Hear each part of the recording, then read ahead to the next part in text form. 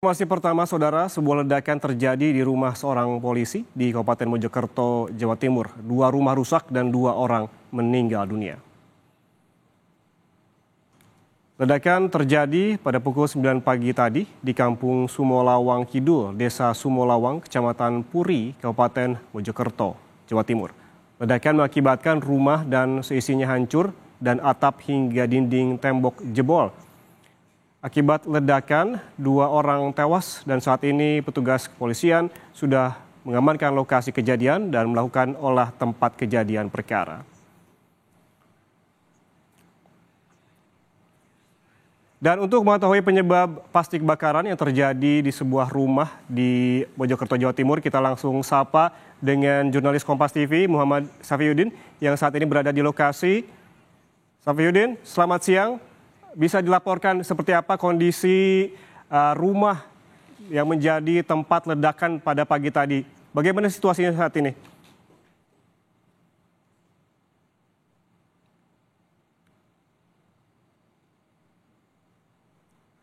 Safiuddin? Baik, sepertinya ada terkendala dengan audio. Kita nanti akan sapa Safiuddin. Namun saat ini kita bergabung terlebih dahulu dengan Bapak Parmanto, Kepala Pencegahan dan Damkar BPBD Mojokerto. Pak Parmanto, selamat siang. Selamat siang. Pak Parmanto, bisa dijelaskan apakah sudah diketahui apa yang menjadi penyebab ledakan? Kalau penyebabnya masih dilakukan, sampai saat ini masih dilakukan pengkajian oleh pihak kepolisian Inapi. Kami dari BPBD melakukan evakuasi kemudian asesmen tentang bangunan yang rusak di sekitarnya. Begitu. Ya, berarti artinya sudah ada penanganan terkait juga evakuasi korban dan juga penanganan bangunan yang rusak. Sejauh ini data yang Anda dapatkan di lapangan, berapa banyak rumah yang rusak terdampak ledakan? Setelah kami lakukan asesmen, ada 5 rumah yang terdampak rusak, yaitu 2 rusak berat, yang 1 TKP, 1 rumah sebelahnya, yang 3 rusak sedang. Dan barusan juga ada laporan masyarakat di sekitar bahwa ada juga kerusakan genteng mulai runtuh atau tembok retak di radius sekitar 50 meteran dari situ ternyata juga ada. Jadi totalnya ada sekitar 10 rumah yang dilaporkan warga terdampak gitu. Ya, ada 10 rumah terdampak ledakan. Namun Anda ketika ada di lapangan begitu, tadi ada sebutkan bahwa penyebab pasti dari ledakan masih diselidiki oleh polisi. Namun apa yang ditemukan oleh Anda di rumah yang terjadi ledakan ini? Apakah ada gas LPG kah atau ada kecurigaan terkait bahan peledak lainnya begitu, Pak Parmanto? Dari evakuasi di lokasi itu memang kita temukan ada 5 tabung LPG 3 kg. Itu ada 5. Setelah kita cek ada 3 yang kosong, yang 2 isi. Sedangkan untuk penyebabnya yang lebih jelas nanti, apakah itu bahan peledak atau mercon, itu nanti yang menjelaskan pihak kepolisian atau pihak Inavis. Karena kalau ledakan itu berupa tabung LPG, itu pasti baunya ada amonia. Ini baunya kan agak masyarakat itu bukan amonia, tapi seperti mercon lah atau kembang api begitu. Tadi ada sebutkan Pak Parmanto ada korban begitu, 2 orang meninggal dunia yang sudah dievakuasi.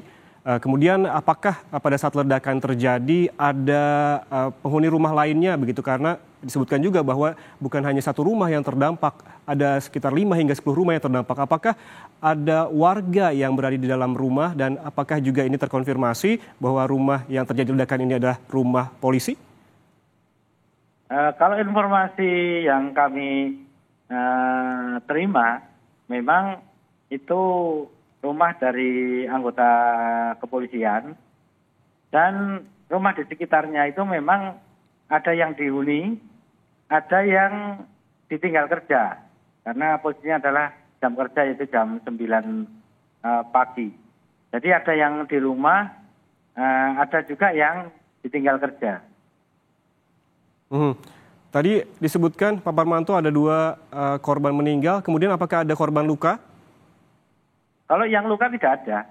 Jadi luka tidak ada karena alhamdulillah pada waktu kejadian rumah yang gentengnya atau atapnya rontok itu ditinggal kerja. Jadi tidak ada korban luka. Oke, Pak Parmanto bisa dijelaskan ketika Anda melakukan evakuasi 2 korban meninggal itu posisinya berada di rumah mana? Karena tadi juga disebutkan bahwa ada 5 hingga 10 rumah yang terdampak ledakan. Di rumah yang sebelah mana Pak Parmanto? Dan apakah ini identitasnya sudah diketahui? Untuk korban itu posisinya masih di tempat tidur bersama anaknya. Jadi namanya Ibu Lulu dengan anaknya namanya Rafka itu 3 tahun. Itu kelihatannya masih tidur. Jadi masih, karena di dekat TKP itu masih ada tempat tidur. Dan waktu evakuasi kondisinya adalah tertimpa reruntuhan material bangunan. Kemudian Pak Parmanto disebutkan tadi bahwa kejadian ledakan ini dilaporkan pada pukul 9 pagi tadi. Bagaimana penanganannya dan bagaimana juga kronologi yang diceritakan oleh warga di sekitar, Pak Parmanto? Jadi ketika kita menerima telepon untuk dari warga dan polsek tempat, kita terima dari call center BPBD, maka ketika kita langsung meneruskan 1 regu petugas damkar dan 1 regu untuk melakukan olah TKP atau asesmen. Dan ketika di sana ternyata tidak terjadi kebakaran, tapi ledakan, sehingga petugas kami tetap siaga di sana sambil membantu evakuasi masyarakat maupun relawan yang lain dan anggota kepolisian untuk menyelamatkan 2 korban tersebut. Pak Parmanto, hingga saat ini apakah olah TKP masih dilakukan atau sudah selesai dan apa saja tadi yang diambil oleh polisi di TKP?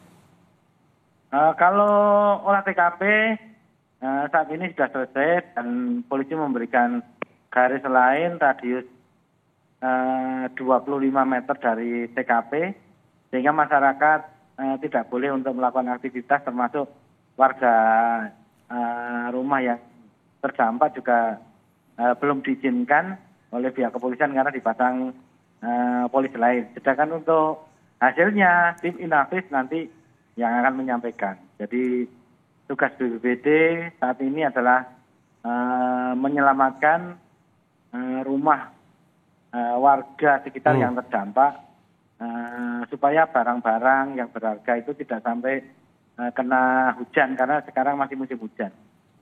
Pak Parmanto, garis polisi masih terbentang begitu hingga saat ini. Kemudian warga di rumah lainnya, penghuni rumah lainnya saat ini diungsikan kemana dan seperti apa proses evakuasinya tadi?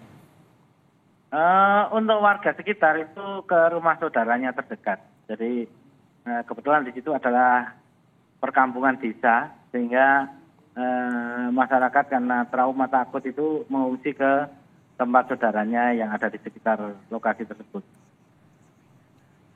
Kemudian Pak Parmanto, apakah BPBD sudah mencatat ataupun mendata kerusakan rumah, paling tidak ada 10 rumah begitu yang terdampak, seperti apa kerusakannya, rusak ringan, rusak sedang atau rusak yang parah begitu? Sampai saat ini untuk BPBD karena baru diizinkan tadi untuk melakukan asesmen, jadi yang kami data baru 5 rumah, yaitu 5 rumah yang rusak berat itu ada 2 rumah yang rusak berat, termasuk TKP itu hampir semuanya roboh. Kemudian 3 rumah yang rusak sedang itu rata-rata untuk atap rumah itu hancur atau gentengnya hancur, kemudian temboknya retak dan beberapa jendela mengalami juga pecah begitu kacanya. Berarti dari 10 rumah ini kategorinya ada yang rusak ringan, rusak sedang, dan juga rusak parah. Kemudian Pak Parmanto, ini biasa seperti apa? Apakah akan ada bantuan begitu terkait dengan perbaikan rumah atau menunggu dulu penyebab pasti dari ledakan ini? Untuk tugas kami sekarang yang jelas untuk asesmen dan mengevakuasi rumah warga yang terdampak. Sehingga pertolongan pertama adalah memberikan terpal. Selanjutnya untuk bantuan nanti kita laporkan kepada pimpinan. Jadi kepada Pak Kalaksan nanti kita laporkan, kita evaluasi apakah ini bisa diberikan bantuan atau ada solusi lain. Karena memang kalau secara kondisi ini memang bukan bencana, tapi kejadian luar biasa begitu. Oke, berarti hingga saat ini pihak BPBD Mojokerto masih mencatat dan juga mendata soal kerusakan rumah dan juga asesmen yang nantinya akan dilaporkan untuk tindak lanjut berikutnya begitu. Terima kasih kepada Kepala Pencegahan dan Damkar BPBD Mojokerto, Pak Parmanto atas ataupun telah bergabung bersama kami di Sapa Indonesia Siang. Sehat selalu, Pak. Dan kita kembali bergabung bersama jurnalis Kompas TV Muhammad Saifuddin di lokasi ledakan di Mojokerto, Jawa Timur. Saifuddin, selamat siang. Bisa dilaporkan kepada pemirsa Kompas TV seperti apa saat ini kondisi di lokasi di belakang terpasang garis polisi ini, seberapa jauh tempat Anda melaporkan ke lokasi ledakan utama, Saifuddin?